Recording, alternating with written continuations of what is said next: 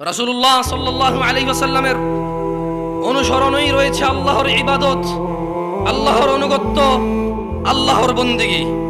কামা ক্বাল আল্লাহু তাআলা মান ইউতি'র রাসূল, যেমনটা আল্লাহ সুবহানাহু ওয়া তাআলা বলেছে মান ইউতি'র রাসূল, যে রাসূলের অনুসরণ করলো ফাকাদ আতা আল্লাহ, সে আল্লাহ সুবহানাহু ওয়া তাআলার ইবাদত করলো।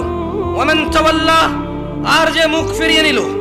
সূরা আন-নিসার ৮০ নম্বর আয়াতে আল্লাহ বলছে যে ডান হাতে খেলো সে আল্লাহর ইবাদত করলো, যে ছোট লোকমায় খেলো সে আল্লাহর ইবাদত করলো, যে বাম পায়ে টয়লেটে গেল আল্লাহর ইবাদত করলো, ডান পায়ে যে মসজিদে গেল আল্লাহর ইবাদত করলো, ডান হাতে যে খেলো আল্লাহর ইবাদত করলো, ডান কাত হয়ে যে শুইলো আল্লাহর ইবাদত করলো, বিসমিল্লাহ বলে যে খেলো আল্লাহর ইবাদত করলো, দাড়ি যে রাখলো আল্লাহর ইবাদত করলো, সালাম যে দিল আল্লাহর ইবাদত করলো, সালাম যে নিল আল্লাহর ইবাদত করলো।